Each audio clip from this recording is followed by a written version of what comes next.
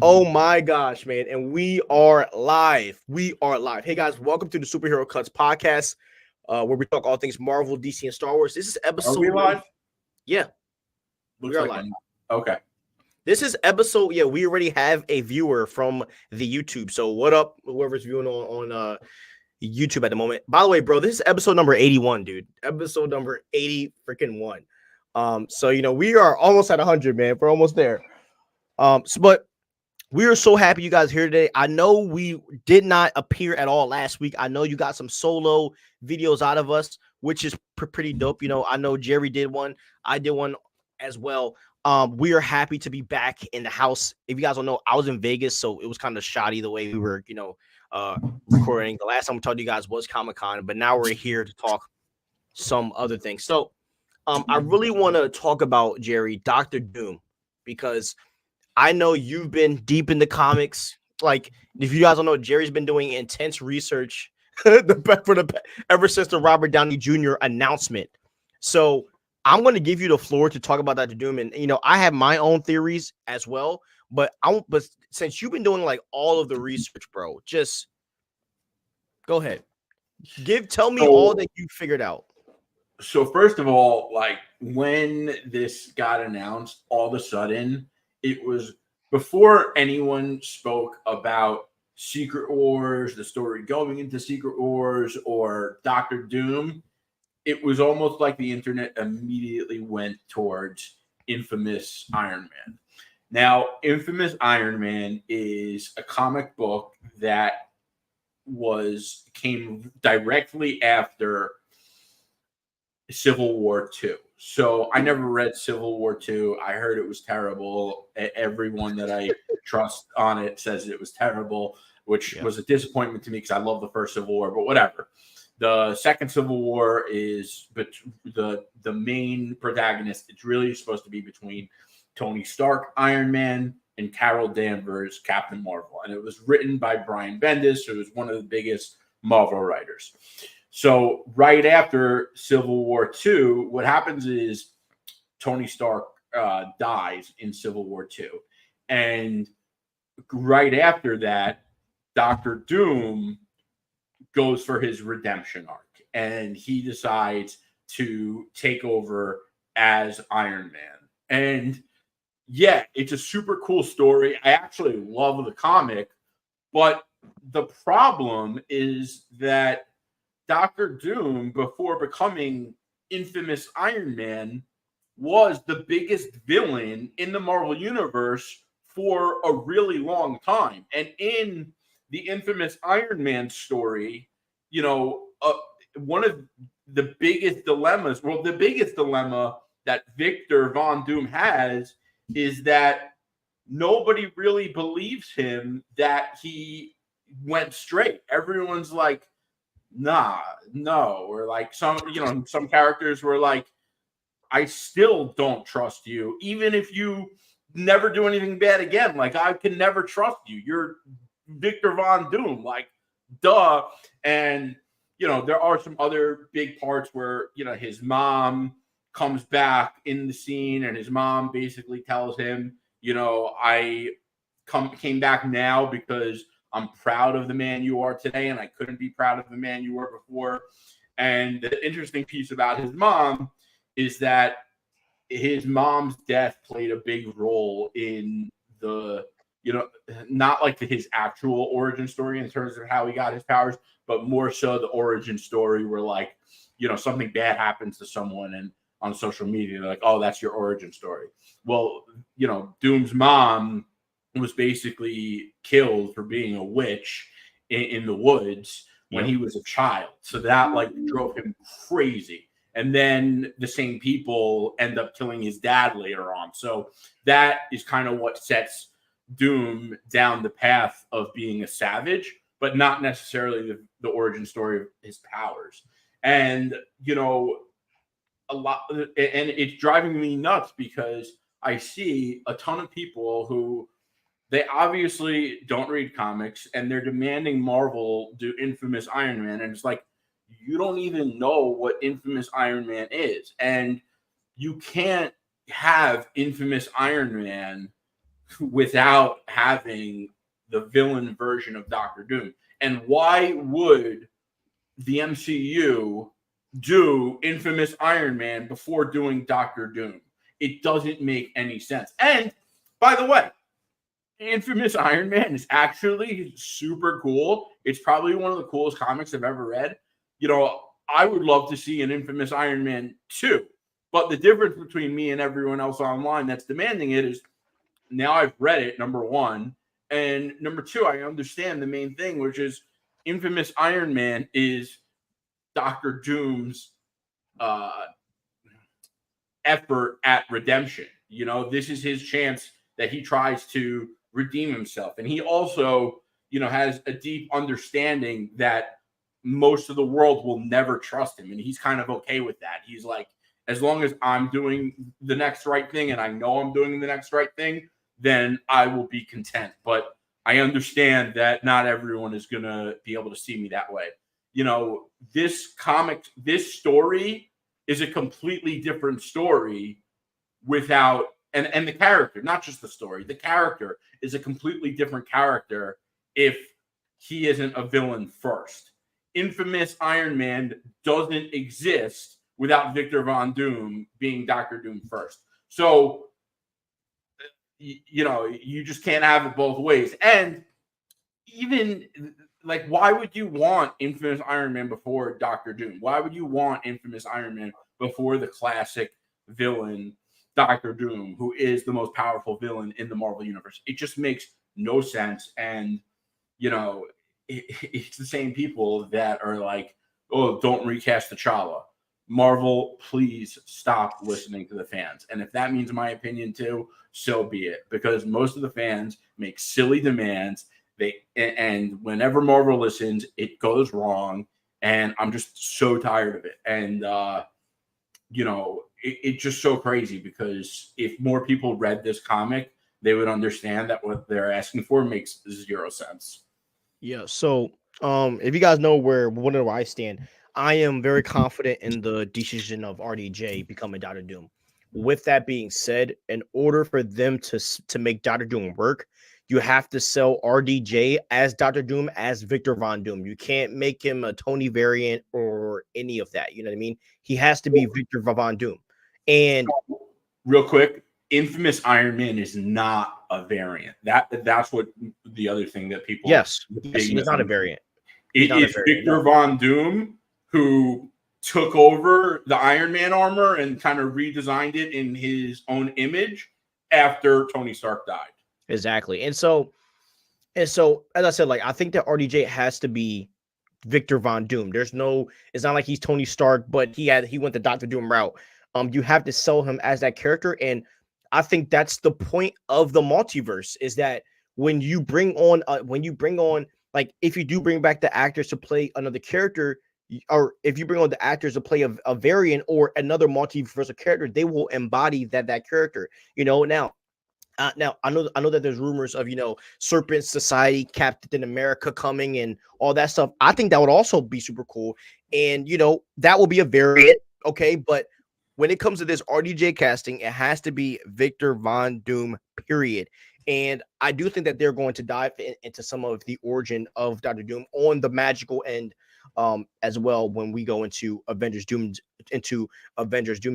But yeah, man, I mean, I agree with everything that you're saying. I don't think they're going to. I would be shocked if they pull anything from Iron Man directly from Victor Von Doom. I do expect to see, if the mask does come off in our 616 Avengers, or our MCU Avengers do see this Doctor Doom, I do expect them to react like it's Tony Stark. I do expect a reaction like that if he takes off his face and is scarred. But I expect Victor Von Doom to respond back to. I expect Victor Von Doom to respond back like, "Who is that? I'm Victor Von Doom," and I think that someone like Tom Holland, Spider-Man, seeing Victor Von Doom with Tony Stark's face, it's going to be an emotional ride that I think is going to be a very interesting plot point, which I think is going to add a lot of, you know, deepness to this film. But that doesn't mean that this Victor Von Doom is going to turn back into Tony Stark. No, no. if Tony Stark does return, it will be a variant of Tony Stark, and that will be completely separate from Victor Von Doom. I don't think they're going to make a big deal over Victor Von Doom looking similar to Tony Stark. I think there might be a one-liner joke about it, and like that's it. Kind of how they do it about the recast. Marvel has a way of. I do not agree with that because and I also think that when it comes to an action film like this, because it is hard to make fulfilled plots in these type of films, and I think you have to pull almost every emotional strand, and that's what the Russos did with even Avengers Endgame, when something as small as Tony Stark was washing plates over the sink and he freaking over spills the water, and then he's holding a picture of him and freaking Peter, and that's what makes him go and try those holograms of the time travel thingy, right? Like I think that they're going to pull on those heartstrings, but the difference is, because I don't think that ruins it, but what a lot of fans are going to be shocked at is when Victor Von Doom says, I don't care, I don't know who that is, I'm me, that's it. And I think that when you see RDJ's face on Doctor Doom, and he's relentless, he's a savage, and he wants to kill everybody, and Avengers and Prime Avengers will die in this film at the hands of Victor Von Doom. When they see that coming from that face, bro, it is going to be a emotional ride for the watcher, but it also will be an emotional ride for the characters. And I think that it would be a interesting morality thing, Jerry, to where if Thor's like, yeah, we need to kill Doctor Doom, and then Peter's like, I'm gonna have a hard time facing him because he looks like my old dude, and then Thor's like, yeah, shut up, he has to die. Yeah, I disagree. I just don't think that's the way they're gonna go. I think they're just gonna treat it as a completely different character, and there might be a one-off joke to try to an attempt to satiate the people who want to see infamous Iron Man, and I think that's the right way. And I think Marvel's smart enough to see that. He's playing a different character, and you have to treat it like in the universe it's a different character. And the second you kind of go that route where you have characters getting emotional because they look similar, you're already defeating the intended plan of having them be separate characters. I disagree, because that's the point of the multiverse, is you're bringing characters that look like older characters, but they're different characters. That's the point of the whole entire I don't think that's the point of the multiverse. Yeah, yes, it is. That's the whole point. I mean, because you can't. The point isn't that that's not true, because the point of the multiverse wasn't for them to be able to cast Robert Downey Jr. as Victor Von Doom. I'm not saying that. I'm not saying no. You're taking me out of context there, bro. And one more thing, but you could answer that. You also always say that it's the point of the multiverse for them to be able to bring in characters. I don't think that's the point of the multiverse. I think that it's a feature of the multiverse, and I think it's a feature that's becoming played out. There's no reason why you do the multiverse without bringing back characters. Number one, I think that's one of the main reasons why they did this. It's an easy way to bring back your old guys, and I stand by that. But I'm not saying that it was strictly for RDJ, but I think with whoever was going to, because even if it was Serpent Society, Captain America, I think there's still emotional validity there. And I'm not saying that the whole entire plot of the movie is going to be focused on that emotional validity, whatever I just said, on that emotional clause. But I do think that there will be a part to where someone like a Spider-Man or like a Captain America will have to face the fact that like this is a whole new character. But that's all predicated on the fact if Doom takes off the mask. I mean, we don't even know if Doom's even want to take off the mask, maybe until the end of the film. But Doom's story might be over at that point, like we don't necessarily know, how often the mask is going to get taken off, or if anyone's going to see it. But if the mask does get taken off in our 616 I got to stop saying 616. And our MCU characters will see that. I know it drives me insane, bro. Like, just tell us what universe it is. My God, and it's not the 616 at all. There's no X-Men. There's no Fantastic Four. Oh my God, it drives me insane. But yeah, but as I'm not living and dying on that. I mean, I am sold on RDJ as Dr. Doom. I don't know why anybody else wouldn't be sold on this, man. This is one of the best castings. This is one. I almost let me rephrase that. This is one of the most holy crap castings that we've ever seen, and it's going to be funny because I think a lot of fans are going to be swayed when they see RDJ as Dr. Doom, and no, he's not going to be in an Iron Man suit. It's not going to look like the Iron Man suit whatsoever. Sorry to tell you.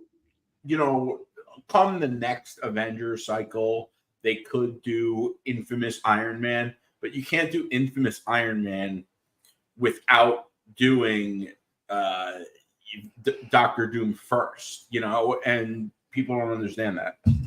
And exactly, just read the comic and understand it. Exactly, because I think that's where you and I are saying to the rest of the fandom is that step 1 has to happen in order for step 2, 3, 4, and 5 to happen. And step 1 is a Victor Von Doom story. RDJ is Victor Von Doom, and that's going to be Victor Von Doom's story. Period. Right. Why would they have him do like an obscure version of Doom before doing the main villain of Marvel that we have never really got, that we haven't gotten an MCU version? Yeah, it makes no sense. Yeah, exactly. The same way where we saw Chris Evans in Deadpool, right? Like, no one thought that there's going to be a Captain America story. No, he's the Human Torch. Like, that's it. That's where it ends. I think it's a little different, but I get where you're going. I just think this is much bigger than Human Torch variant. Bro, I'm not talking about how large it is. I'm just saying, like, there's no sign that Chris Evans Human Torch was going to say, I know that I'm Steve Rogers on like another, like, he has no recollection of that, bro, at all. Oh, that is a great point. And by the way, he has like, there's no Steve Rogers in his mind whatsoever. Like, he's Johnny. They weren't like, well, oh, you kind of look like Steve Rogers, bro. Like, they didn't say that. Yeah, exactly. Deadpool was just saying like Avengers Assemble, and I bet you like Johnny's like, what the heck is he talking about? Like, I don't know who he's, you know what I mean? And that's kind of how I feel like they're going to do Dr. Doom. He's gonna be like, who? And he might know who Tony Stark is, but he's just going to treat him like he's any bull. I'm like, oh, okay, Tony Stark, whatever. I don't care. All right, let's read some chats on this. This is late, but just saw Deadpool Wolverine with my friends last week. Love it. Calvary was my favorite part, bro. We want Calvary as Cavill as Wolverine in the MCU. Let's make it happen. Hunter Iggy, Superherocuts. What's up, bro? Hope you're doing good, dog. We back, baby. I heard RDJ is going to play a variant of Doom or a variant of Tony Stark that becomes Doom. They said RDJ is playing the Dr. Doom, but I'd rather him play a variant. He is Dr. Doom. All, yeah, he's Dr. Doom. Whoever you heard that from, their credibility is shot. Is it possible that there might be other Dr. Dooms? Yes, very possible. It's the multiverse. But RDJ is playing Victor Von Doom. The same way Pedro Pascal is playing Reed. Are there going to be other Reeds? Probably. John Krasinski could show up in Secret Wars. Who knows? But Pedro Pascal is prime Reed Richards. Right. And we don't know what they're going to do with the Doom bots yet either. But the Doom bots are a big weapon of Dr. Doom. So 100%. Wouldn't be surprised to see those either. Yep. That's gonna be a funny it's gonna be a funny I hate but it's gonna be funny because we saw that, you know, Tony had his bots in the, I think it was Avengers Age of Ultron, you know what I mean? And then he ended that because he saw how terrible it went. It's gonna be funny to see that see like the opposite with Dr. Doom. Me and my friend were having a deep conversation on the whole RDJ as Dr. Doom, and we're both still very conflicted with this decision. I'm okay with RDJ as long as he's playing Victor Von Doom. And see, Hungry Almighty, we're all on the same page. We want Victor Von Doom. Cillian Murphy would be perfect as Dr. Doom. I 100% agree. And it's possible that he could still come as Dr. Doom. I mean, anything in the multiverse right now is possible. I know you do not agree, but I don't think I don't think Doctor Doom dies after this. That's just my opinion. I don't think that they are paying him $80 million to recast him with someone like Cillian Murphy, who they also have to pay. I do, because his story isn't going to end with him as Doom. It's going to end with him as Iron Man again. And that's where I think he'll stay on. I think he'll stay on if they're going to do Iron Man again or anything like that. Exactly, and then I think they will bring, but I think a Killian is the only guy that you could have take the spot. But that's why that thought to me is so distant. It's so distant, but at the same time, anything's possible. Plus, you know, like I also think if they end up doing Iron Man again at the same time as Doctor Doom, I think there's a chance that Robert Downey Jr. does both. 100%. And they should do it. Use them as much as you do that.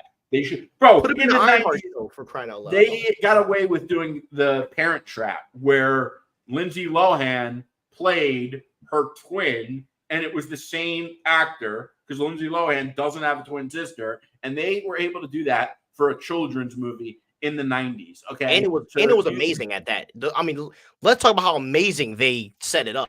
What a great movie! Killed it. Like as a kid, I was blown away. And you know what? If they had the technology and the budget for a kids movie in the 90s to do it then, and they're paying $80 million to Robert Downey Jr., they could do it today and they could do it better. Yeah, I mean, bro, if they can de-age Mark Hamill's Muggsy, old looking behind, they'll be fine with RDJ. Yeah, multiple face. Mark Hamill should stick to voice acting because I never want to see him on the screen again. My friend brought this up. What if RDJ is playing Tony that becomes Dr. Doom, but then the real Victor Von Doom comes and steals his powers, and then Tony Doom becomes, bro? That's too confusing, bro. It's too much, bro. It's that thought is just too much. You got to keep it simple. Hungry, listen to me. They're going to keep it simple. That is why the Russo said at the press conference that he's Victor Von Doom. And they didn't go into it because, bro, that's too confusing for fans. Fans aren't going to understand that. Like Hungry Almighty, you have to think about it. Like think about it from the Russos' perspective. They come in and they're like, this multiverse crap is so confusing the way that they've done it. We have to keep it simple. Is it weird that you look at an actor, they'll be perfect at playing a character that fits their looks and personality? Exactly, like Damson Ninja's playing T'Challa. Make it happen.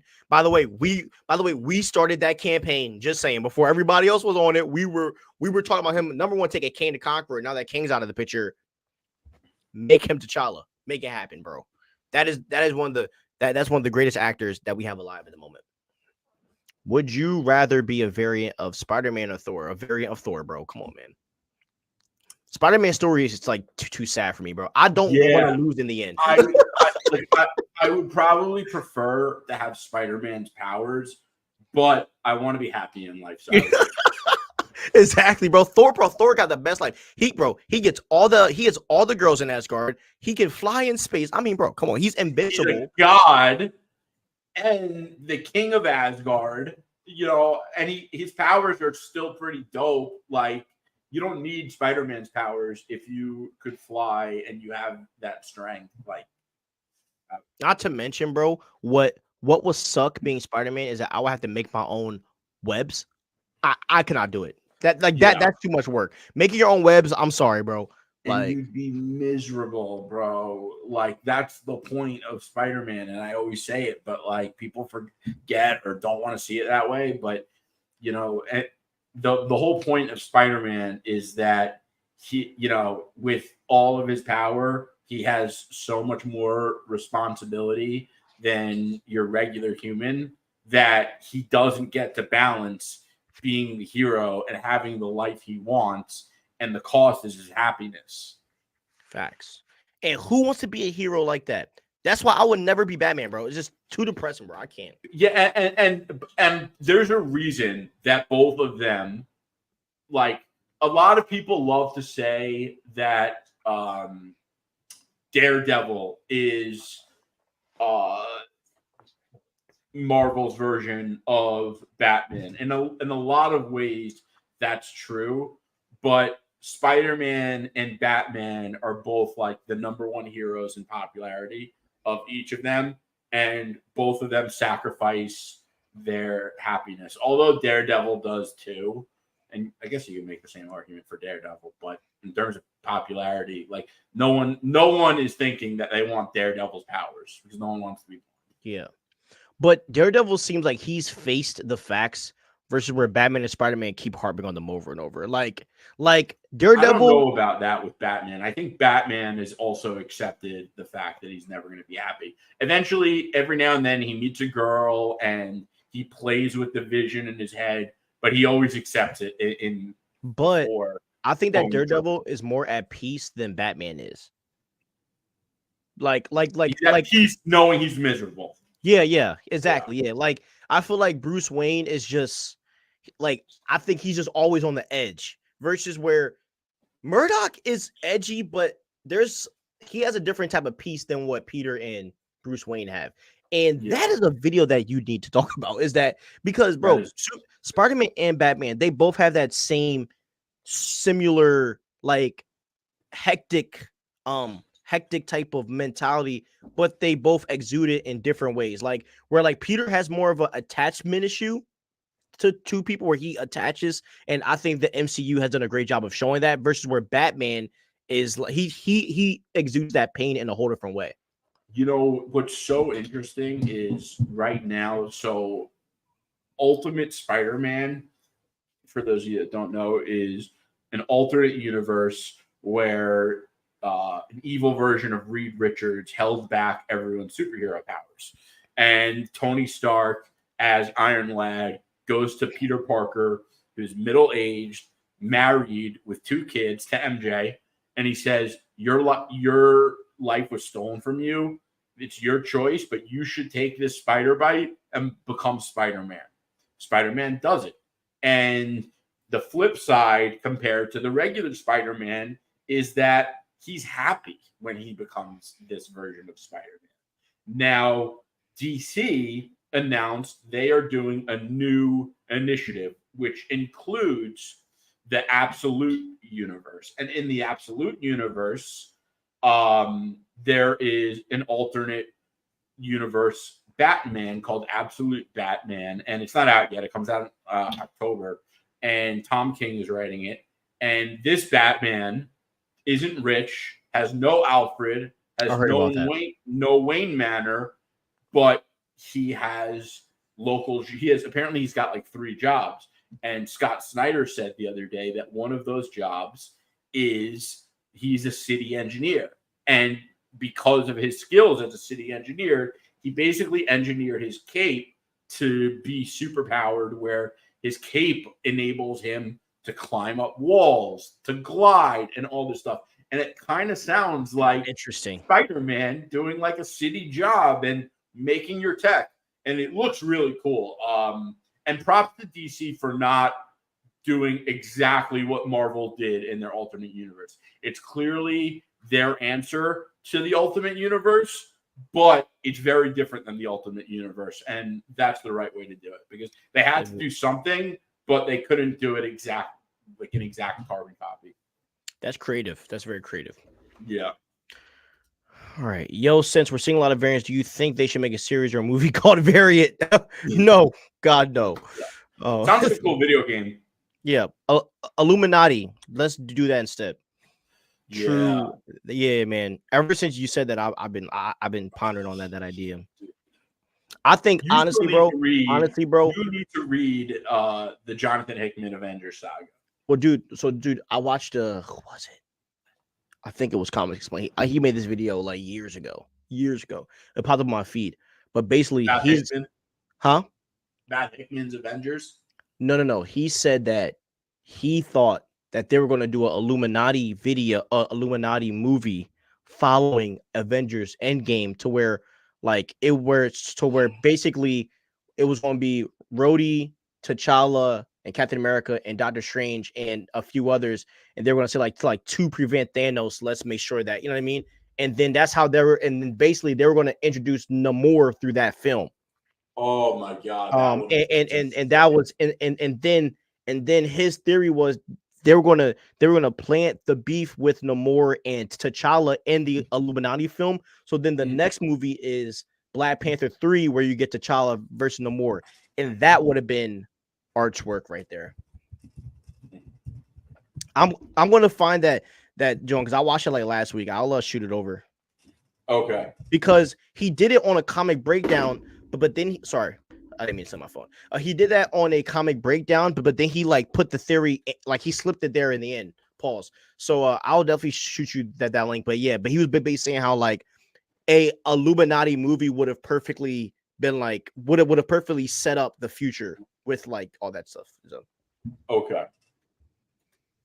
Also, I'm with you. Calvary should be the main Wolvie after Secret Wars. You don't get someone like Cavill and have him a mere cameo.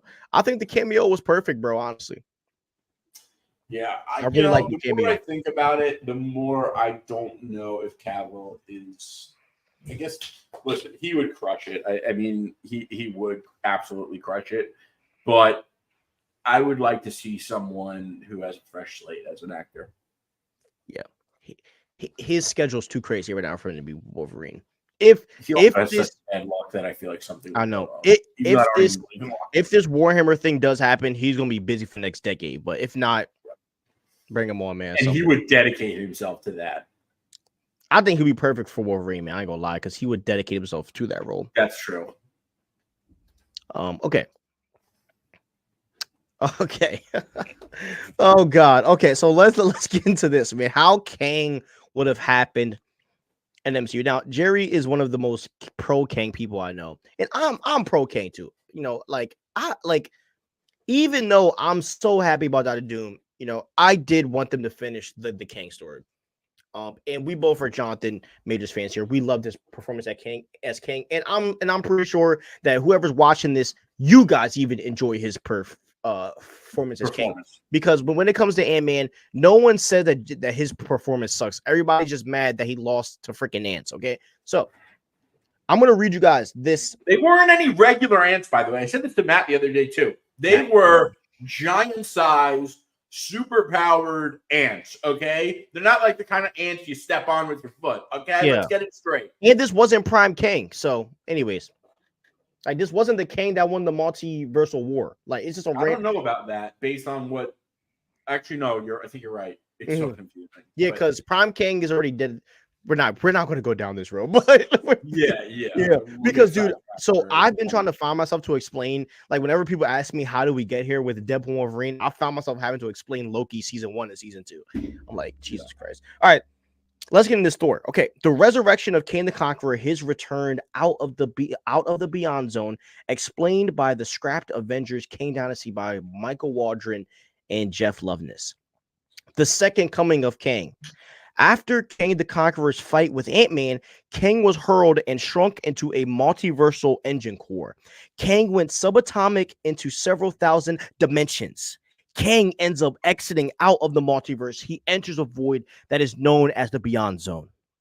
Kang finds himself trapped in the Beyond Zone. The Beyond Zone is a strange reality surrounded by an extremely strong probability storm. By the way, this is my movie voice, okay? So I'm going to talk with some gravitas here. I like it. Thank you, bro. I appreciate it. Yeah, we got to keep it interesting. The energy from the probability storm gives him the ability to create multiple versions of himself, aka clones, similar to what Ant-Man experienced. Kang's clones begin to multiply rapidly. The clones try to take superiority over one another, and Kang is left fighting them and trying to regain control of his clones along with his mind. Kang engages in a deep battle with his clones. The war he is having with his clones is also metaphorical, as it represents Kang's fight over his mind / inner. Dang, this is deep, bro. / inner. It is revealed he lives in regret of not being able to save his pregnant wife and his civilization. All this leads to Kang's mind descending into straight effing chaos. Kang understands if he is to get out of here, he must conquer his mind before he conquers reality. And by doing this, he must come to terms and stop living in regret over not being able to save his pregnant wife. Quick backstory. Kang waged a war on the Council of Kangs after he discovered they would one day be responsible for destroying the multiverse due to them causing incursions. Kang's solution was conquering and erasing the other Kangs and their entire universe. Kang destroys countless universes and timelines. This is a billion times worse than what Thanos did. It is an unimaginable number of lives that have been killed. Kang's hands are filled with blood of trillions and trillions across the multiverse. Kang was eventually defeated and captured by the Council of Kangs. As punishment, the Council of Kangs killed his pregnant wife and burned his kingdom to the ground. He was exiled to the quantum realm. Kang accepts the reality of his situation, but he understands that there is no other choice, that he committed these unspeakable atrocities to preserve reality. It is the only way. Even if he has to experience the pain of losing his wife and unborn child a million times, he must destroy the dynasty of Kangs and save the multiverse. Kang regains control of his mind and his clones and his clones stop fighting. They begin to bow before Kang. Kang has learned the strength to conquer his mind. The clones chant his name, Kang, Kang, Kang. They finally give Kang the weapon he's always coveted, whatever. An infinite army of Kang clones that are exactly as vengeful as he is and have his exact mission objectives, unlike all the different types of Kang variants the Council of Kangs has. Now, guys, we are two more and we're wrapping up here. This now gives Kang the Conqueror the chance to win against the Council of Kangs who have defeated him. He will now return to the multiverse more powerful than anyone could ever imagine. I will burn them out of time. Kang and his army of clones ascend out of the Beyond Zone and rapidly through many dimensions of space and time. As this happens, he begins to absorb strong quantum waves, which gives him the powers of the Beyond Zone. Kang and his legions of clones are now headed to Earth 616 to destroy the Council of Kangs, who have conquered and destroyed most of the Earth and the Avengers. This was supposed to be Kang's big arc, and it was one of the important subplots in the movie, similar to Thanos' journey to acquire the stones. Kang being hurled into the multiversal engine code was just the beginning for his plans of conquest in the MCU. What's interesting about Major's performance as Kang the Conqueror is very similar to Shakespeare's Othello, a tragic figure who felt betrayed and waited years and years to exact his revenge on those who betrayed him. Kang's story in the MCU is now over, but it would have been really cool to see him rising up out of the Beyond Zone. A bad A moment that we no longer will get. Blah, blah, blah, blah, blah, blah, blah.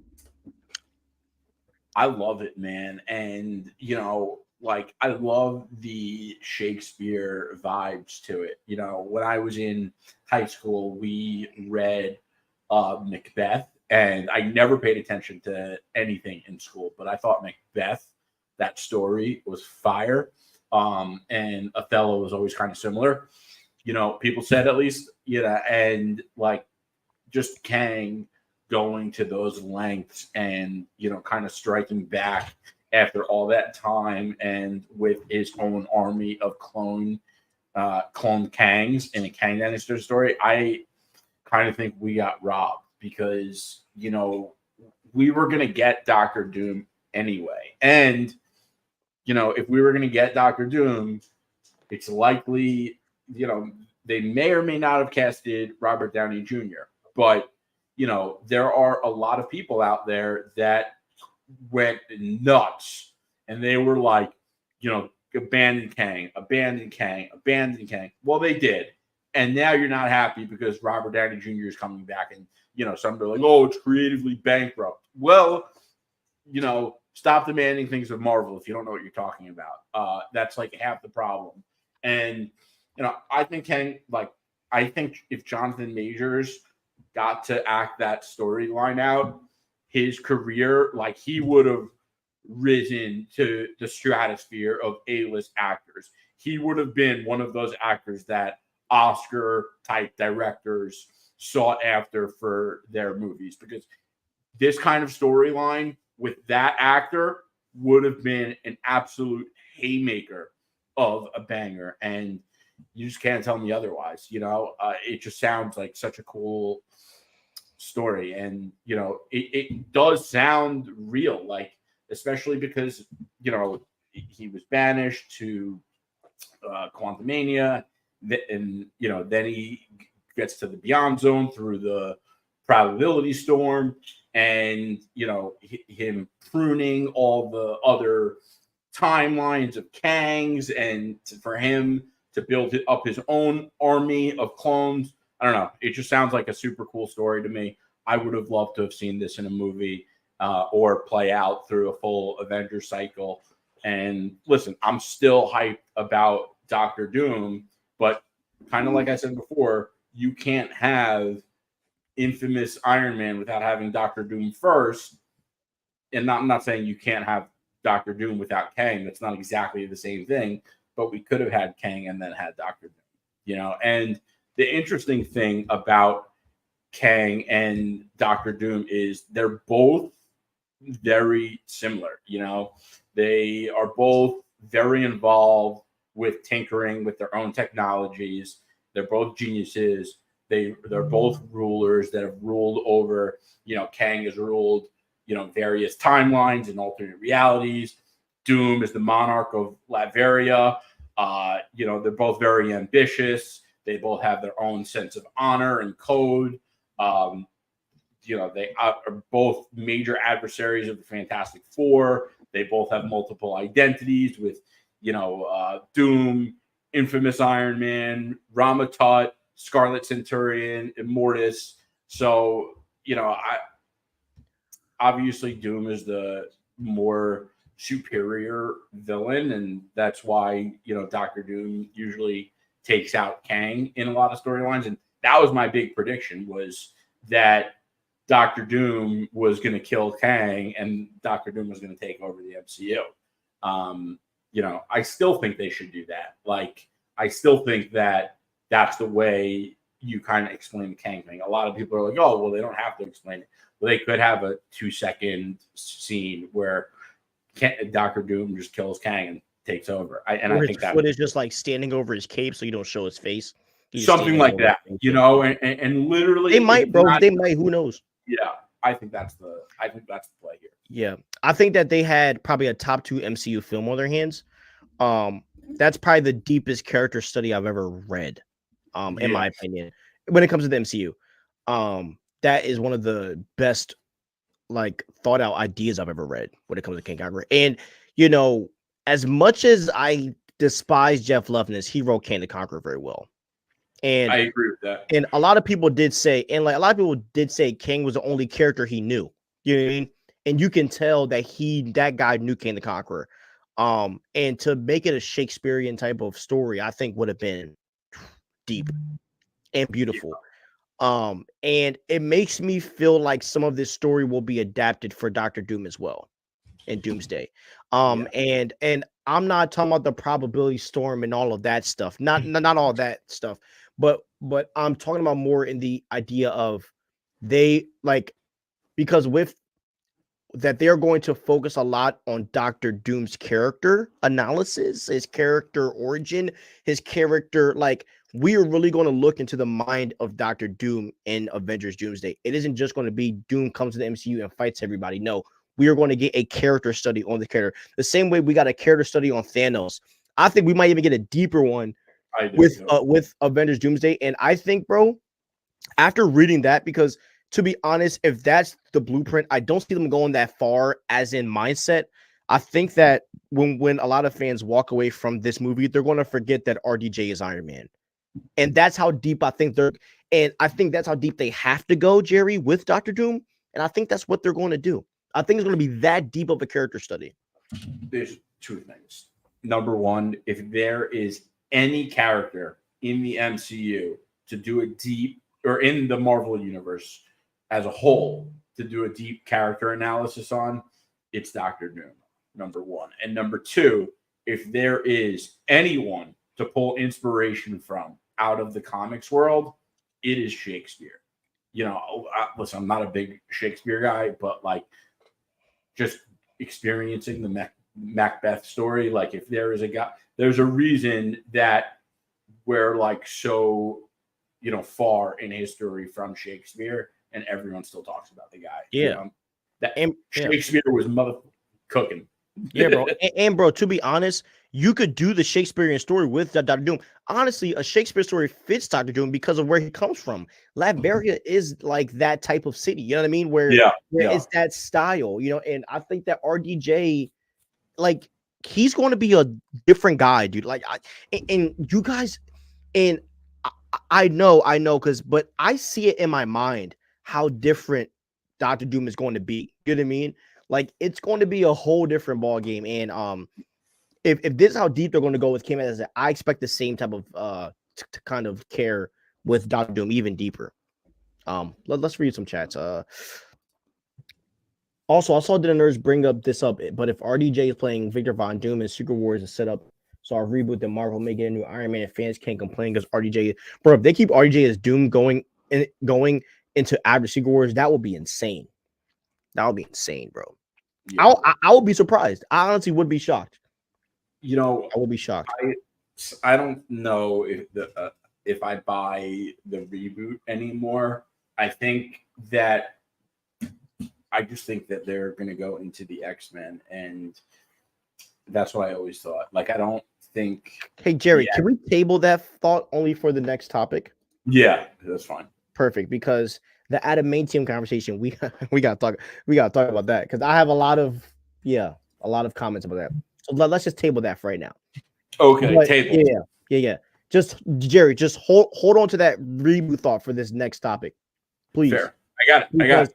Because I swear to gosh, I have an answer for that. All right. To be honest, even way more before the major situation, I wanted Doom because of the next saga is the mutant saga. Then why wouldn't the big bad be a mutant? So where would Doom fit as the main bad in a mutant saga?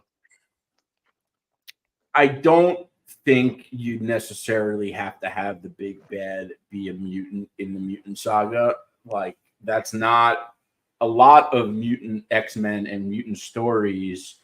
The whole point is that their enemy is out against mutants. Yeah. So, there are obviously amazing mutant villains like Magneto, who is my all-time favorite, Apocalypse, but there are like a lot of the best X-Men stories are adversaries that are just out against mutants as a whole, and that's what makes their mutant stories so special. So it doesn't have to be mutant. Given the fact that adamantium's coming from a celestial, we are definitely going to see the mutants go up against the freaking Eternals, and that's how I think the Eternals are going to come back, and I think that's going to be one of the biggest films of all time. But we're going to say that for next. All right, let's get right to it. So we were told that I think I froze. Am I here? Okay. So we were told that adamantium was mentioned by Thunderbolt Ross, and it is confirmed now. And it's funny, Jerry, because don't you know how, like, when we talk about rumors, it's hard to know if it's true, but then it's crazy that it is true, because you and I have covered for almost a year now that the adamantium comes from the Celestials, and now that's confirmed. So.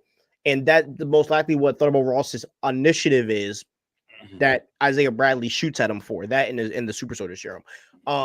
So adamantium is now in the MCU, which adds a lot of question of are they like this? Kind of makes me think that we might not possibly have multiversal mutants enter in the MCU. I'm not necessarily sure, or does it mean that we're just getting a new and actually, let me take a step back. And they also are setting up a new Wolverine already. They already are setting him up with this mention. Sorry, go ahead. I 100% believe that we're going to be introduced to more mutants that may or may not be X-Men prior to Secret Wars. Probably prior to Doomsday 2. However, I don't think it's going to be the mutants saga and them to be the central storyline until after Secret Wars. And a lot of people, pretend that they can't understand these simple concepts. It's like, this. It's like, oh well, they're gonna do I hate when I see this, and I see this in the comments all the time. Be like, oh well, the general audience is gonna be really confused when you do the Batman and the Batman, the Brave and the Bold. No, they're not. It's the same thing as them being able to watch a Superman and Lois and Man of Steel and understand that they're two different Supermans. It's very simple, and people aren't that stupid. The only one who's stupid here is anyone who believes that anyone else couldn't understand it. So the adamantium, listen, that could be a cool storyline, and it's a good way to introduce some of the X-Men now. And that way, when it is post Secret Wars, you don't need to do all these individual movies that they had to do, like Iron Man, Captain America, First Avenger, and Thor. And you could kind of just go right away and do X-Men instead of having to build up to Avengers 1. The other thing that's interesting about Stevie's theory here with the adamantium and the Eternals and the X-Men. So it was either like a year or two ago, something like that. Marvel Comics had this event called AX. A for Avengers, X for X-Men, E for Eternals. Yeah. It's called AX. AX, yeah, AX. Sorry, go. Yeah, AX, Judgment Day. And the event really was about a conflict among the Avengers, the X-Men, and the Eternals. The Eternals believed that the mutants were excess deviants, like excess deviation. So they launched an attack on Krakoa, which, for those of you that don't know, Krakoa was the nation state of the X-Men, the home of the X-Men. And then the Avengers got involved to prevent a larger catastrophe. And amidst all the chaos, a Celestial woke up, and the Celestial judged all of humanity for this. And it really forced the heroes and the villains and everyone alike to confront their actions and the fact that they're mortals and they could all die. Which could be the first Avengers movie after Secret Wars. Yeah, and that would be sick. Bro, did we just cook? Did we just cook right now? Imagine that being the first Avengers film after Secret Wars. Like 5 years after, like we get a bunch of mutant and Avengers content, and we get that. So and the adamantium in Brave New World reminds me of when in Avengers Age of Ultron, vibranium was mentioned. Wakanda was talked about, and no one batted an eye. No one remembered that vibranium was talked about or that Wakanda was talked about. But Jerry, what happened? We got the payoff in Civil War. And that's what I think that this is doing. This is planting the seed, right? So we can know that adamantium exists, and we will get a payoff eventually. And I think, in my opinion, I believe they're setting up for whoever the next Wolverine is going to be, which I think is awesome. I think that Wolverine should come from the MCU because Hugh Jackman probably isn't going to do this forever. And and it is looking more and more real to me that I didn't mean to distract you, but you're good. Yeah. You're good. And they're going to make sure that oh yeah, here we go. And I think that they are going to, I think some mutants might come to our MCU timeline via the multiverse, and I think some might be bred in the MCU. I think there's going to be a mix of both. I hope A, I hope that it's not, and B, if it is, I hope more come from our main universe because they can't play this out. They can only do this so many times. Yeah, so do it now. That's how you either knock it out now or I mean, do this like bringing characters over through another universe. For sure. Like you don't want to play that card out. Yeah. To be honest, bro, I think there has to be a way, and I'm pretty sure if you and I really put the time to, which we won't, we could think of a way for them to come in to be bred in MCU. And I think the adamantium is the first step of what they're doing. And I think that they're doing something that not a lot of us see coming yet. But we are starting to see the vision a little bit.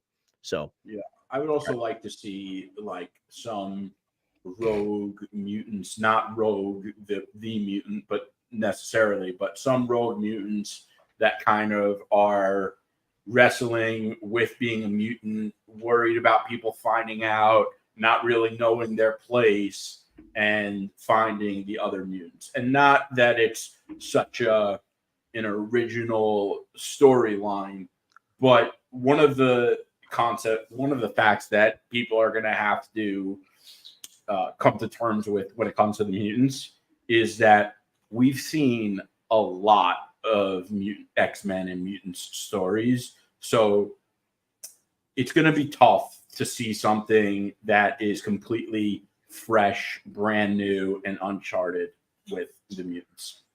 That's why I think this adamantium and maybe Axe story could be really cool. And it's very on brand for the MCU to have something to do with a metal that only comes from a certain place. And, I think that is the way. it's a good first step. It's a great first step. And Genosha could be in that area too. There's a lot of ways that you can build that, to fit the X-Men. So we'll see what happens. And we're talking about the metal of, I'm just going to say it, but Wolverine, there's a reason Wolverine is the most popular. He is the GOAT. I feel like a lot of people in our world try to have favorites that aren't like the most popular, but and that's cool too. But for me, like I don't judge myself for my favorite being the most popular. It's not always the case. My favorite villain is Magneto, but when it comes to my favorite X-Men, Wolverine, easy. Nightcrawler. I love Nightcrawler, bro. I know you like Nightcrawler. Yeah, he's cool I too. love Nightcrawler, bro. His powers are so freaking awesome. Man, His I style. hope they do him right, bro. I hope that they do him right. His costume is fire too, with the red things coming down with the black. Ooh, bro, remember the scene in freaking X-Men 97 when he had the sword? Huh? Are you talking about X2 in the beginning? No. Like, I was talking about the scene in X-Men 97 when they were fighting against Bastion's bots. And Nightcrawler had the swords and they just cooked everybody. Bro. Yeah, I told you they killed it with the Dolby Atmos on that scene too. Really? Yeah. When you come over, I gotta hear it. I know you wasn't all when you heard that. You were like, "Holy!" Yeah, bro. Oh man, like you just fucking hear the sound, like you feel it. That's awesome. That's awesome. Yeah. I'm hearing that Secret Wars will be split into 2 parts. How likely do you think this is going to happen? That is definitely going to happen. Here's the thing. I think that it's probable but not definite because it's interesting to me that they didn't announce it to be 2 parts yet, but that might be a surprise. They're holding off, and there's a major incentive on doing it for 2 parts because this is a movie that is pretty much guaranteed to do $1 billion. It's an Avengers sequel within the same cycle, and RDJ is coming back. They're paying him $80 million. More than that. So they need to make a big buck on this. And if they cut it into 2 movies, you now have another $1 billion movie. So it's very probable. And if Battle World does happen, they might do a movie in Battle World before Secret Wars 2. Well, are you saying if a Battle World movie happens? I'm saying we could get Secret Wars. I'm saying we get Secret Wars, right? And then Battle World happens at the end of Secret Wars. What if we get a freaking like Captain America Battle World story? Who knows what could happen? Like what if we get a movie on Battle World? This kind of like how they did like an Ant-Man in between films. What if we get a film or show on Battle World?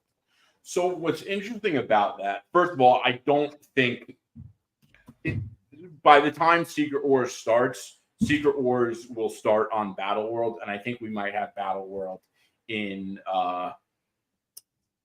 what are they calling it? A Doomsday. I think we might even have Battle World in. Oh, so you think this happened in Doomsday? Well, here's the thing. So Battle World comes in the form of, in the Jonathan Hickman 2015 Secret Wars. Yeah. Battle World comes from scrapped pieces of planets that died from incursions. Okay. And Secret Wars entirely takes place on Battleworld. It starts on Battleworld. I don't think there's going to be a scene or maybe a cut scene or a small scene, but I don't think they're going to. They're not going to play out the formation of Battleworld. It's just going to be. They didn't really do that in the comics. Yeah, they might explain it real quick or do a quick scene. Secret Wars takes place on Battleworld, and Dr. Doom convinces Sue and Reed and Sue's children that he is the father. Yeah. I remember that. His family. And, but what's also interesting is, and I told you about Doctor Strange. What's also interesting is. Yeah, because he's with Doom. Doctor Strange is Doom's right hand man. Right hand. Oh, and he believes that he is serving a noble leader. The whole battle world believed it. That's what's so crazy about Dr. Doom that people don't understand. Dr. Doom, he's the villain that gets away with it. Yeah, RDJ. The other thing is during that time in Marvel Comics, there were a ton of comics that took place on Battleworld that were tie-ins that didn't have anything to do with Secret Wars other than the fact that it took place on Battleworld. Yeah. There's actually a suit from Marvel Spider-Man 2, the video game. I think it's called the Secret War suit, and people loved it when the game came out. That was Spider-Man's suit that he wore in the Battleworld. It's on Spider-Man. Yeah. So right? Yeah. They did a Battleworld Civil War. Like they did all these kinds of Battleworld comics. Some of them are pretty cool. The Battleworld Civil War was a pretty cool comic. But yeah, everyone loved that suit. So I wanted to, if you play the game, you like that suit, that's where that suit came from. So a whole lot could happen on Battleworld. It's very possible we get a Marvel special presentation of a story that doesn't really have anything to do with Secret Wars, but it takes place on Battleworld, and I think that they are going to really milk the Battleworld concept because we've never seen anything like this before in live action. It's totally unique, and it allows for so many different things because Battleworld is the time where you get to bring in different characters from different universes and just go completely bonkers with it. I actually think the Spider-Man who was in Secret Wars, it wasn't even Peter. I'm pretty sure it was Miles. Yeah. And I've said it before, my big prediction for Miles' live action introduction is two things. Number one, they're going to bring Miles Morales in directly from the Spider-Verse. He's going to come in through the screen like this is Spider-Verse animated. This is Secret Wars live action. And you're going to see the guy jump through the screen, come into live action, and now you get to tell all the kids that are obsessed with Spider-Verse Spider-Man that this live action is the same one. So they're already obsessed with him. Boom, money. Number two is that, he's going to come in Secret Wars, which is exactly what I just said. But yeah, so those are the two things. And,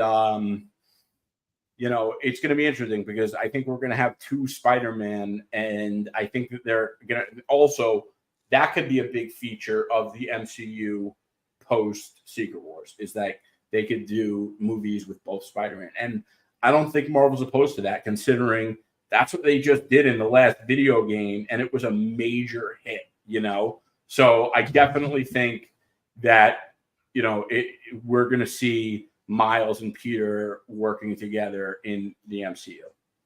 100%. One of my friends, Louis, she just sent me a message talking about a theory about them trying to pull an anchor of a Tony Stark to the MCU and they realize it's Doom. I'm like, I told her, I said, girl, he will get to the MCU, but it will not be nothing to do with an anchor of Tony Stark. No, Yeah. He will enter the MCU as Doom. Doom. You know, the other thing I'm interested in is how are they going to tie the Anchorman? Not Anchorman. Funny movie, by the way. What a Yeah, hilarious great movie. Great movie. The anchor being with the incursions, because that's going to be interesting too. I personally like the incursion concept much more. Maybe it's because I've experienced the Hickman Avengers saga and Secret Wars, and that incursions are a thing because we saw that happen in the Marvel, so it's a thing. Yeah, but they're abandoning a lot of things too. So like, yeah, but I think that the incursions were a thing when they were still planning the Kang storyline. I still think that it's still gonna play a part because apparently, I don't know if this is confirmed or not, but the Cosmic Circus said they're on the same Earth that Monica Rambeau is on, which is the Earth that is colliding with this. Yeah. Also, with you can't have Battle World. You can't have Battle World without incursions. So they can't abandon incursions. Yeah. And if you abandon incursions, then that kills the premise of the movie of Secret Wars. Yeah. And so I don't think they would do that. I also think that's where that's going to be Reed Richards' purpose in his. Oh, are we talking? Do we have anything on the docket about Fantastic Four? Or should I just go for it right now? Go for it, dude. So I saw someone else say this, and see, I don't do that. I don't see someone else say something and then pretend I came up with it on my own because I'm not a jerk. Anyway, so this kid, Janks.p on Instagram, Janks with a Z at the end, .p. He had a really good point about Fantastic Four. And he was like, there's a couple things I think the first steps indicates. And of course, he mentioned the babies like we did. And I still think that's part of it, but that might not be the only thing. Because remember I told you about the lettering on the title card and it looked like baby blocks. His other thing is, what if that has to do with first steps on the moon and it's an outer space thing? Because in the Fantastic Four footage that was leaked that we've seen, it was all astronaut type stuff. Yeah. Yeah. So this might be. So you're saying this could be a space movie? Yeah. And that's why when Galactus puts his eyes through those windows, that's not on Earth. That's yeah. Okay. Damn, that's wow. Yeah. Wow. I DM'd him to invite him on the show. He didn't answer. I think you did once too, though. Probably. That's a great point. Why did I think Galactus was gonna walk on Earth and just put his face in the freaking windows without people screaming? He wants to eat Earth. Dang. Yo, which means we could possibly get Franklin Richards. We might see. Wait, is it? I definitely think we're getting Franklin Richards because but I think the first steps might mean more than one thing. Yo, bro. Wouldn't it be wild if like Galactus saw Franklin and got scared? He's like what if you saw him like, yo, like I can see the power? That would be insane. Bro, Marvel has a comic. I told you about this one. So Marvel has a comic called The History of the Marvel Universe. Yeah. And it is told through a conversation of Franklin Richards and Galactus. And they're like hanging out in the stars. And through the conversation, they recount the history of the Marvel Universe. I actually haven't read it. It's supposed to be sick, though. History of the Marvel. So I'm just searching. I'm about to save it right now. Because when we get off this pod, I'm reading Axe all night. Oh, yeah. It's supposed to be good. I also haven't read Axe. Just saved it to my library. Yeah. On Marvel Universe. How great is that app? Dude, amazing. It's a game changer. I got the DC one, too. DC's is great, too. I'll never understand the people like, oh, I have to have the physical copy. Okay. Yeah, dude, hold on. Let me just show you something. Hold on. I think I have it over here. Oh, where's it at? Dang, hold on. Let me just graze my office. I'm gonna mail it to you. I have a Marvel encyclopedia, but No, check this out. It's the old one, which you that's gotta read it because the character descriptions and stories on these characters is insane, dude. I'm gonna mail it. I'm okay. gonna Thank you. yeah, because like you have to read this, bro. It's my dad got me this book when I had to be in like 7th grade. And and the whole winter break, Jerry, I read the whole entire thing. And this was the old one, bro. The old Uh-huh. one. But before Carol Danvers was like a thing. Oh Like wow, that's how old the book was. But you got to read it, that's bro. sick. Yeah, you Damn, would I'm yeah. pumped. Thank you. Yeah, I have to mail that your way because you're gonna be like, what the frick? All right. The reason I believe we'll get a soft reboot and get a new Iron Man, Hawk, and Chalk, etc., because I feel like Marvel eventually wants to do Avengers versus X-Men. That title alone just sells. Yeah, I think we're going to get some new characters. Okay. Batman Caped Crusaders. So, I'm going to take out the creature commandos because we can just throw this all in one. I really wanted to talk about this because I think that this is a greater issue. And this is one of the things that I'm not very fond of what James Gunn is doing. I Because don't think it's I'm not. him. Well, I want to talk about the animated universe as a whole. I'm not the biggest fan. Now, Batman the Cape Crusader, James Gunn was not a part of this, but it was J.J. Abrams and Matt Reeves that worked on this show. Now, I did watch the whole entire show. Now, I will say the show isn't, I wouldn't say the show is bad. I would not say that because I definitely, I like rewatch Mad episodes. The show isn't bad, but I do think the show is a step down from like a My Adventures with Superman or like any of the other DC content. Like Batman the Cape Crusader to me feels like they wanted to be so different from Batman the animated show that it kind of made this noir story seem kind of like corny, if that makes sense. And just from a costume standpoint, I hate Batman with gloves. It just, oh my god, I hate it. I like Gotta be the the gauntlet. spikes on the side. It's got the gauntlet, the whole thing. Yeah, I You like the know, gauntlet, bro. Batman I with also don't gloves like the just, long ears, like yeah, and dude. I'm not Yeah. opposed to long ears as a whole, but when they're like flopping out like that, that was whack. Yeah, the And suit's kind of mid, not gonna lie. But my yeah. But yeah, the so big criticism is how the episodes are. It's not a consistent storyline, and no. that like makes me not. I'm not even watching the whole thing because of that. I'm like, Yeah, it's just a waste of and time. and can I explain where they got that from? So, and Invincible, because you can tell they try to copy Invincible a lot and the ways of pacing and plots. See, and this is where Amazon is boo-booing right now, bro. It seems like story-wise, Jerry, they're trying to treat it like, because with Invincible, you can make 7 different scenes that doesn't pertain to the main storyline and it'll work because that's how the comic books are written. So like when you read it, so Jerry, right? So when you read an Invincible comic, right? You might get 3 pages of a whole different story on another planet, and that's just the way the comic goes. And you're fine with that. But with Batman, they try to do the same thing, and it makes you lose interest because what happens, Jerry, is that you're gaining interest in the story that they're doing, and you'll get 10 minutes of just randomness, bro.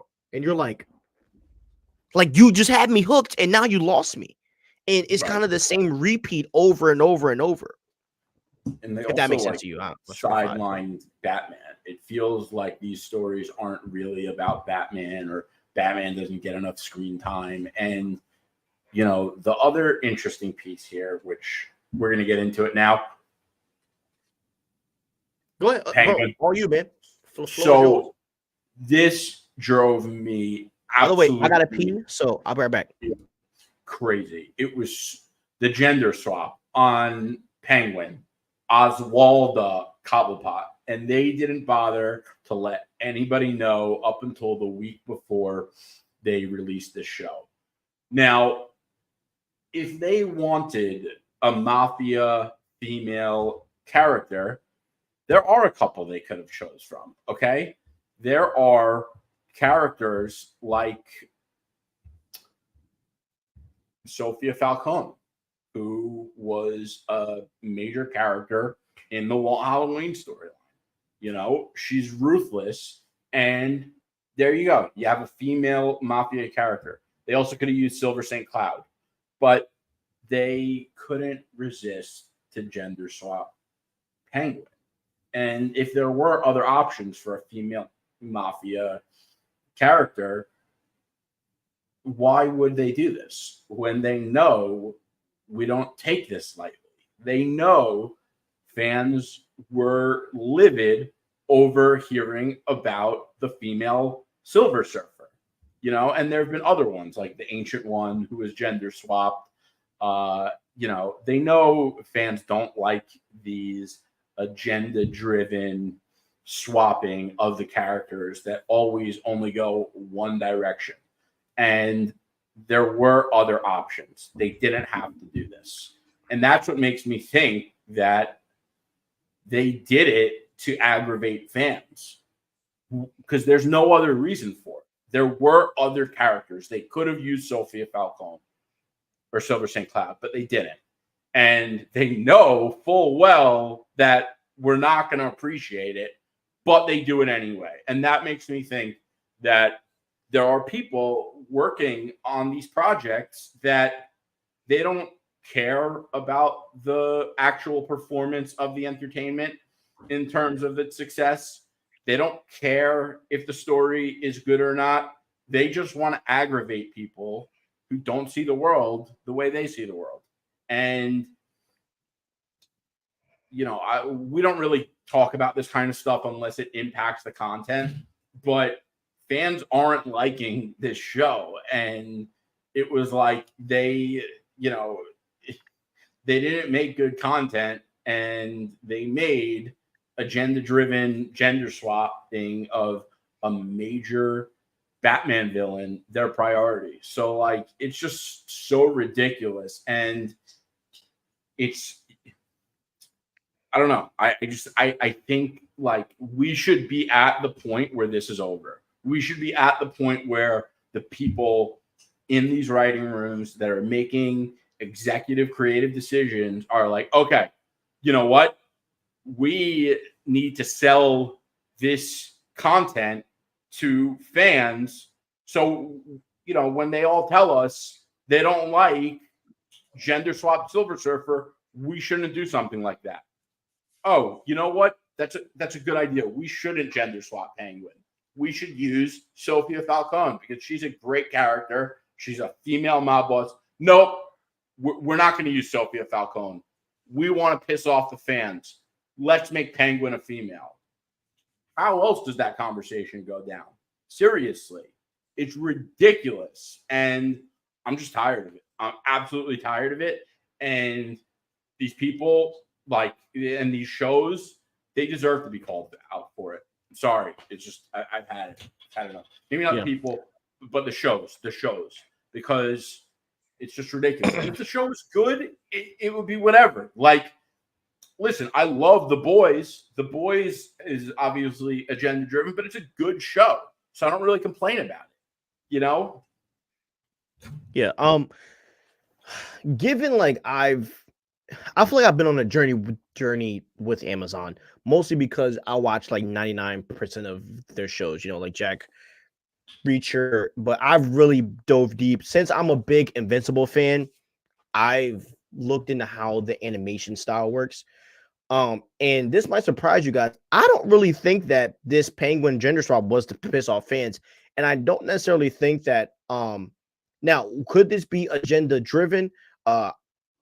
It could be a yes or no thing. I personally think this was a way that they thought they were cooking. Just gonna be real. And I say that because of the way that she was portrayed, because she wasn't portrayed in an agenda-driven way. I think that they really tried to do a different creative thing, and this is something that isn't talked about with directors. As much as I despise Christopher Nolan and his work on the Dark Knight trilogy, I cannot deny that his changes to Batman worked, and that's why fans fell in love with the Batman character, and Batman wouldn't be as famous as he is today without Christopher Nolan's realistic deep dive on that character. Clip that if you want me to give Nolan's flowers. I have to give him flowers. And I think that the decision in the room was we have a Penguin show that is coming out. I don't want fans to deviate from another version and expect that version in this show to be this version of Penguin that we're going to get, because Matt Reeves works so closely on this. And that's where I think a lot of this gender swap of the Penguin came from. And I agree with everything that you say as well. They had other female characters that they could have used. I think that they really thought they cooked with this and it didn't work. And the only reason why I don't think it was to piss off fans is because they didn't they didn't make her seem like it was, how can I make, like, like it wasn't like Acolyte. You know what I mean? If that makes sense. And it wasn't like they tried to make it like a known thing that it's a female. They really tried to make it work and it didn't work at all. And that's just kind of the way that I see it, like this is one of the rare like occasions to where I think they really tried to cook, bro, and for some reason they thought this was a great decision and it just did not work. But Amazon has a track record, and this is the reality with Amazon, guys. Amazon is a hit or miss. There's no in between with Amazon. Because think about this, Jack Reacher book adaptation. Me and Jerry love that show to death. We think that's one of the best shows out. Invincible, great show. The Boys book adaptation, great show. But Lord of the Rings, Rings of Power, Batman the Caped Crusader, and I'm scared about the Spider-Man noir film that Amazon is doing. I'm afraid of that too. It's the series. It's either a hit or miss when it comes to them, man. You never know. I just think they've seen fan reactions to the gender swap, which end up trending on Twitter for like 3 days in a row. So I don't know. I don't think that someone who is in this business, who it's their job to be aware of things like that. And, someone might say, oh, well, they might have made the Penguin female before Silver Surfer. Number one, then why did they wait till a week before the show aired to announce it? And number two, Silver Surfer is not the only gender swap that has been controversial. There was also the Ancient one, which was a big one. But Penguin feels by the way, just to be clear, Silver Surfer is not a gender swap. She's not Norrin Rad. She's just another character. That's okay, but it's an agenda-driven choice, and that's the end of it. Silver Surfer's an agenda-driven choice. Using a female Silver Surfer and not Norrin Rad is an agenda-driven choice. Yes, could be a story-driven choice. That's not a story-driven choice. That's an agenda-driven choice, and you know it. I'm Team Shalabow, man. So, listen, these people that are making these shows are aware, and you would think that, oh man, like I know there's an argument that they do it to be inclusive, but how is it inclusive when you know how many fans get aggravated by stuff like this? That doesn't sound inclusive to me. That sounds exclusive. That sounds like we don't like the way you see things and we don't want you to enjoy the show. That's what it sounds like to me. And, if you wanted a female character, a female mafia character, like I said, Sophia Falcone, boom, done. There you go. You have a female mafia character. So, I don't know. I think everyone's picking up what I'm putting down, and I have nothing else to say on it. Yeah, I think it's a very uncreative decision, number one. And I just don't like the fact that you have to make a whole new character. Like, you don't have, the Batman lore is so extensive that you don't have to do that. And so it's nasty. Now, I really think they were trying to cook, just because Matt Reeves doesn't come off as that kind of guy to do anything like that. But then again, J.J. Abrams also closely worked on this as well. And if you saw what J.J. Abrams did in Star Wars, then then it would explain some of the decision making for the female Penguin. And my guess is this: I don't think Matt Reeves really worked closely on this because he was developing the Penguin show, and that's what I think. Mr. Anti-Idiotic, bro. Talk crazy again, and you will get blocked.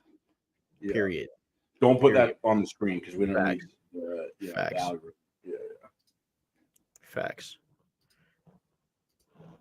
And if you have a problem, DM me, please. I want all the smoke. All right. Now, next topic. Now, I wanted to ask you about this because I am concerned about the Flash in the future.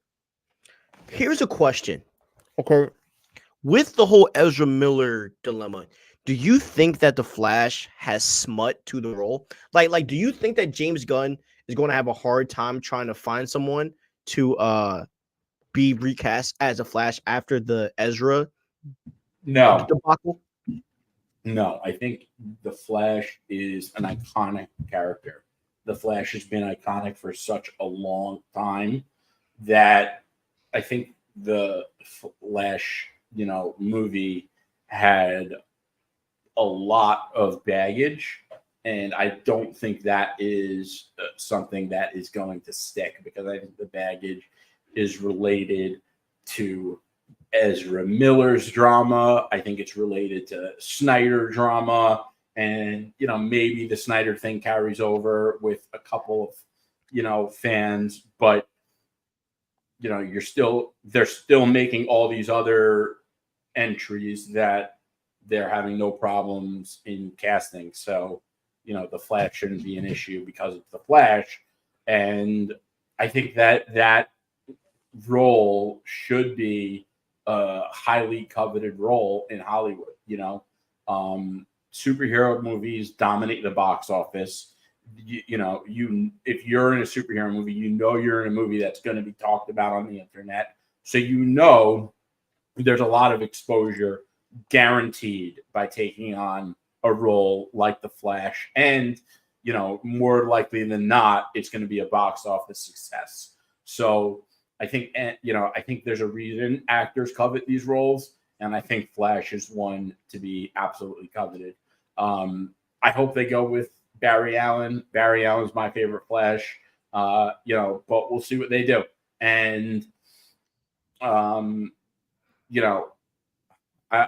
I just don't know what storyline they're going to go with. And, that's kind of where my interest lies. But I think it's interesting that like Flash isn't on the slate at this point. I mean, he's definitely going to be, but there were a lot of big Marvel characters that didn't come in the first phase either. So, that's unheard of. They can't introduce everyone all at once. And I think they got enough going on. And, I am excited for the other things. Like I think Creature Commandos is going to be really cool. I like the cast. I don't know much about the Creature Commandos actually, but we're ready to learn. Yeah, we're ready to learn. I have faith in James Gunn. I really like Frank Grillo, the guy who played Crossbones. He also did a show called Kingdom, which was incredible. It's called what? Kingdom. You should actually tell your boy Austin because it's all about Frank Grillo. It's fire. He owns an MMA gym, and his sons are MMA fighters. It's incredible. Incredible. Frank Grillo is the man. I follow him on social media. I really like the guy. I think he's probably one of the coolest actors out there in Hollywood. Did you know something wild? I thought even back when he first got cast Civil War in 2016, I thought he was going to be the Punisher. He would be a sick Punisher. That's why because when they first announced him, they didn't say who he was going to be, and me and my dad were like, he's going to be the freaking Punisher. Or no, in Winter Soldier, they didn't announce his role, and me and my pops were like, Punisher? Like, is that possible? Because everyone knew that Civil War is the next one for society. But so let's talk about the Flash because we know that James Gunn said himself that he's going off of the Justice League Unlimited and the animated Justice League show. We all know that Wally West was the Flash of that Justice League. Could we, and this is kind of where I'm leading, theory video being worked on. could it be that we are going to get Barry and Wally like we are with Hal and John Stewart? Could it also possibly be that we get a Brave and the Bold, but the Flash version of it? You know, it's interesting. Now that you say it, like it does seem to be a pattern. Possible. Even with Superman and Supergirl. Supergirl is probably going to be in this film, and we're getting a Supergirl movie coming next. And then I'm pretty sure James Gunn is still doing that that mascara film or show or whatever it is. So like it seems like James Gunn is trying to build like the family, that family vibe. And I wouldn't mind Wally West being the prime Flash for a while. I wouldn't mind it. And I think bringing in Barry after that would like rejuvenate the character in a whole different way. I don't know. I just think I like Barry Allen. I like Barry Allen a lot. I think he's got a lot in common with like Peter Parker, and I think you need a character like that. Well, let's type this down. Yeah, dude. So, but like, and I do think that they're kind of holding back, bro, from showing the Flash, bro. I think it's mostly because obviously the Flash movie just came out, and I feel like James Gunn is probably like, let's let the hate die a little bit, But then again, he's doing a Superman movie, which is probably the most hated film you could do. So who knows? Who knows what he's doing? It's interesting they're doing Superman first. Yeah, I mean, if I was going, I would have went with Green Lantern first, but that's just me. I think a Green Lantern film would have banged so hard. Yeah. And by the way, guys, Jerry, we're going to cover that show. So crazy, bro. Yeah. Detailed, scene by bro. I can't wait to cover that show. Yeah. Oh, it's gonna be so fun, man. Yeah, I cannot wait for that show, man. Oh my god. Yeah. The Green Lantern is just so cool. A character, his personality is cool, his powers are cool, his job is cool. I mean, everything he does. And when you throw up a guy like that flying across the screen, who's also a fighter pilot in the military, in the Air Force, like that's the kind people are going to walk out of the theater of a Green Lantern movie like that the way they did from Iron Man. And I remember when I saw Iron Man, when it came out in 2008, I went in not really knowing much about it. And I remember leaving and me and all my friends talking about, I cannot believe how good that movie is. Holy cow. And I still think the show is going to hit like that. And, you have to remember that casuals don't really know Green Lantern. Like, they don't understand why he is so cool. And Green Lantern is one of my all-time favorites. I am a ride or die Green Lantern guy. And I just think when that show hits, like, there are going to be people who are absolutely obsessed with them, and get ready for it, because that's going to be a show that sends shockwaves through the culture. Just imagine, Jerry, if Green Lantern hits like Game of Thrones did. Like that's the impact I see it having, to where fans are like, what the hell is this? I've never heard of it. And it has that Game of Thrones type of like impact. Lore. Because Green Lantern has that kind of lore to where like you see the Green Lantern world, and there's so like Green Lantern is like invincible. You can make a universe off of the Green Lanterns without the DCU alone. 100%. 100%. Like with all the different types of lanterns and stuff. I mean, you could go. Yeah. You could do your own thing. And the Book of Oa and the Guardians, and the Guardians are not the Lanterns. The Guardians are the ones who are like the heads of Oa, and they're like the bosses, but it's not really bosses because it's like a religion. And then the Lanterns, they all have their duties. It's a Green Lantern Corps, as in CORPS. So it's a space force, but it's also a religion, and it's also philosophical. And that's what makes it so cool. And that's when you have a piece of entertainment that touches on all of those strings, it's a big deal. Kind of like what I was telling you the other day about Metal Gear Solid, about how it's not just stealth and action and military, it's also very philosophical about the world and government and control. And I don't know, I just think Green Lantern, there's just the thing about Green Lantern is it is such a unique corner of comic books. Like there's no other character that or character that is anything similar to what Green Lantern is. Is Metal Gear Solid your favorite game of all time?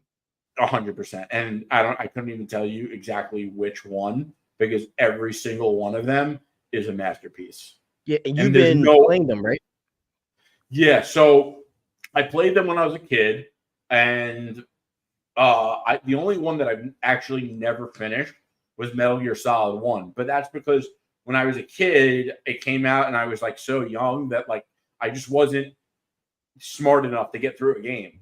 And then I was a little older and Metal Gear Solid 2 came out. Funny, beat that. Metal Gear Solid 3, Metal Gear Solid 4, Metal Gear Solid 5. And now I'm thinking about there's Metal Gear Solid 1, which is part of the HD collection. But it's still like PlayStation 1 graphics. They're touched up a bit, but it still looks like PlayStation 1. But they remade the game for GameCube and they called it Metal Gear Solid Twin Snakes. So I think I'm going to buy a GameCube and play it on GameCube. What is so funny is the way you are with that, like Assassin's Creed is like that is how it is for me. I've beaten every Assassin's Creed game. Yeah. Like I love like Assassin's Creed Brotherhood, bro. When I tell you I beat that game inside and out. Yo, you just inspire me. I'm gonna download all those Jones and play it. But I can't wait for the new. You're gonna play Metal Gear Delta. I told you I'm gonna buy it when they drop the master one. I'm gonna buy it. What do you mean the remastered? Didn't you tell me that they're remastering it for the PlayStation 5, right? It's even better, bro. It's a remake, not a remaster. They're completely remaking the game as if it's a brand new game for PS5. Oh, so it's a whole new story. No, it's the same exact game. Everything's exactly the same, just up to modern standards. Yeah, I'm gonna buy it, bro. I'm gonna buy it. Okay. Well, bro, I've been seeing gameplay on my algorithm because of you. So, but I've been watching the gameplay. It's dope, bro. Yeah. And mind you, I used to love Hitman, and it kind of reminds me of Hitman a little bit. So, yeah. They say that the guy who created it and directed all of them, his name's Hideo Kojima, and he's like a legend because of this. But they say he's the godfather of stealth video games. Yeah, and I love Hitman. So if I love Hitman, and the guy said if you love Hitman, Solid, you'll love even more. So who said that? Ninja. No, no, another streamer. I was just watching him. So was it Queso? Queso, yeah, because Queso. Do you know who he is? No. So Queso. So what he does is he plays a bunch of like different games, but he plays like Minecraft a lot. But he was saying how Hitman was how he got into games, and he was and then he was talking about the Solid game. He was saying that if you like Hitman, you'll like Gear, and so it's the sickest game ever, bro. Like the stories. I even asked ChatGPT because I haven't played Splinter Cell in so long. I was like, I'm thinking about playing Splinter Cell Blacklist because that's the one that's available on Xbox. Splinter Cell. I heard that game too. Yeah, Splinter Cell is great. The gameplay is great, but the stories just don't have the same complex narratives that Metal Gear does. Bro, in the last Metal Gear Solid, like in the, the number doesn't mean where it is. It's just the order of release. But the Metal Gear Solid 4 is the one that takes place. It's like the last one in the story. And the world was crazy because the entire global economy is dependent on war. So all the world leaders, they all wanted peace, but none of them had the balls to stop the war because they didn't want their country's economy to collapse. It was crazy. Interesting. Yeah. I'm gonna have to watch some lore about that game, man. It seems interesting. Bro, I'm telling you, you will fall in love. Like it Yeah. is the sickest. Yeah. I'll check it out. All right. Last topic of the night. Where is Lucasfilm? They did not show up to Comic-Con at all. And so Jerry, doesn't it seem like after Acolyte they've been very quiet? So didn't they cancel the Lando show? I saw something on it online, and then I couldn't find anything else about it. I'm pretty sure the Lando show's canceled. They've canceled so much. So Well, do you? I saw, maybe this is fake, but I heard they canceled it and are making a Jar Jar Binks sitcom. Pretty sure that was a joke. That's definitely not. Yo, if they do that. Oh my god. Where'd you read that at, bro? Oh my god. Twitter. And I was like, somebody had to be trolling, bro. Bro, but it's believable at this point. Oh god, a Jar Jar, dude. I will watch it. Just shoot, I love Jar Jar. Yo. Oh my god. Misa Jar Jar Binks. Yeah, Misa looking so sad. Oh god, but bro. So, do you think that Disney like just shut them up? Like, do you think Bob Iger might have just said like, let's just not say anything right now? You know, it's interesting because I question if they would risk saying something, because I feel like the people involved with Star Wars would leak it to the press if Bob Iger said something like that to them. But maybe he just told Catherine was like, let's just go on radio silence for right now because it's hurt the brand so much. I think Kathleen Kennedy is probably one of the few people he could say that to, because she has gotten so much flack to her reputation, and she still has a job. So it's like, listen, you kind of owe us, like, relax. I could see going down.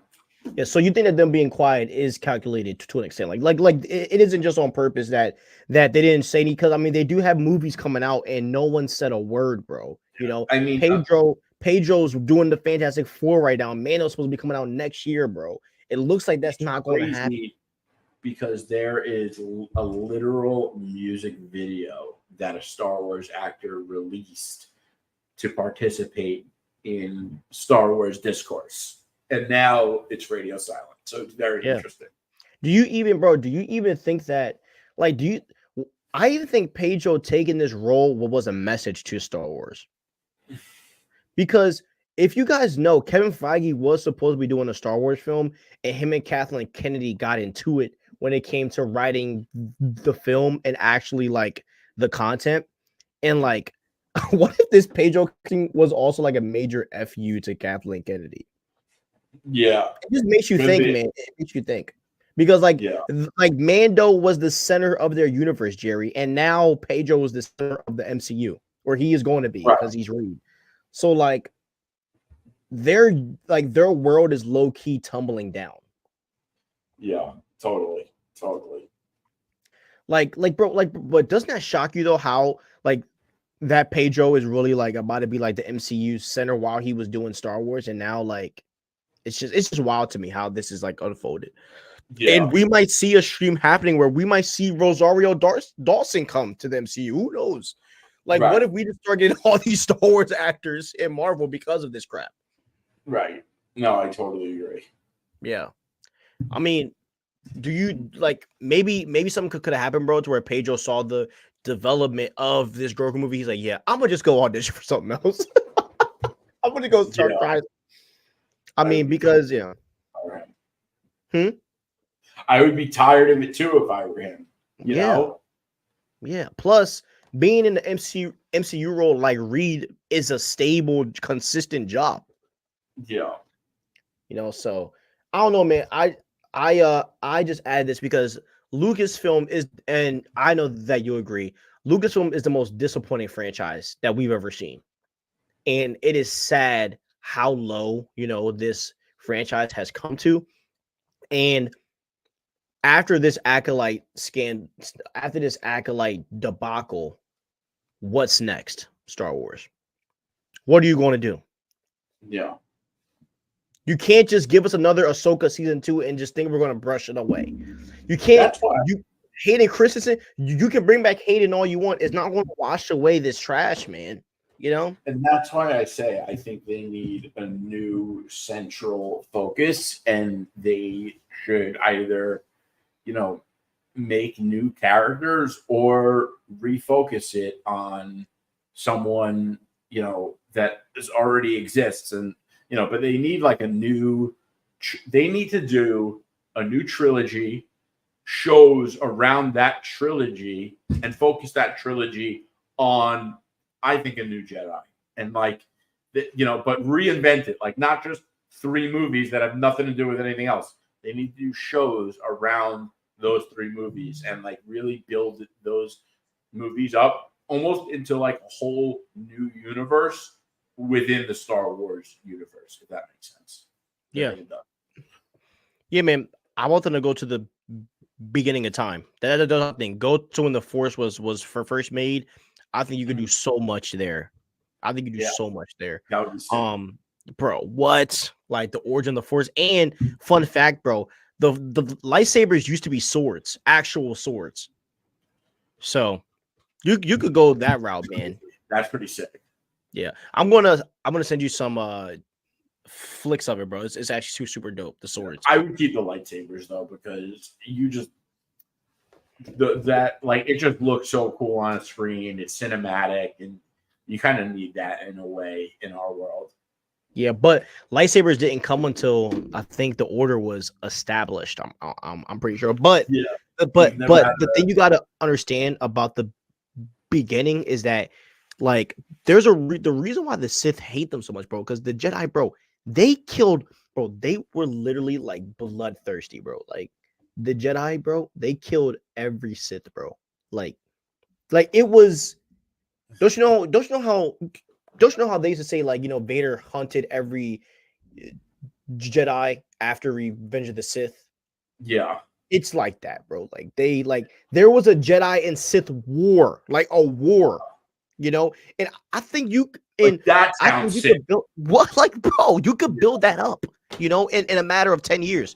You could do a 10-year build up to a or Jedi, they could also do a new war that's in the future with newer tech and cooler lightsabers and cooler, stormtroopers and all that. Like, yeah. But see, like that would be something cool to do a new trilogy around, a Jedi and Sith war, and make sure the World of Worlds is in it, because you need lore like that.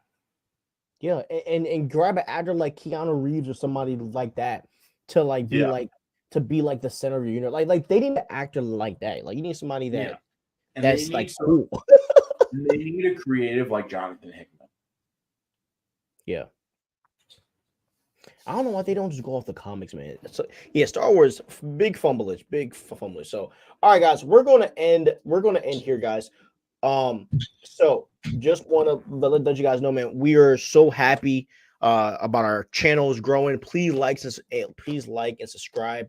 Please watch our Glenn Powell video. It's actually getting a lot of views. Let me check. My phone's dead.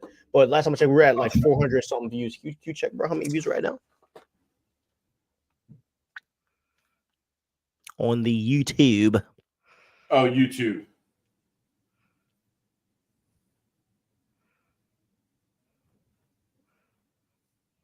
$420. Dang, 420 views. So keep watching it, y'all. Keep commenting. We love to see what you guys. By the way, Mr. Ante, here's the funny thing about this. There was literally a rumor that came out by Daniel RPK that Kitty Pryde and Gambit are going to be big players in the X-Men reboot. So there you go. That's your tip. That's your bone for the day. And who would I cast as Kitty Pryde? Hold on. Yeah, who'd you cast Kitty Pryde? Sydney Sweeney? I'm kidding. No.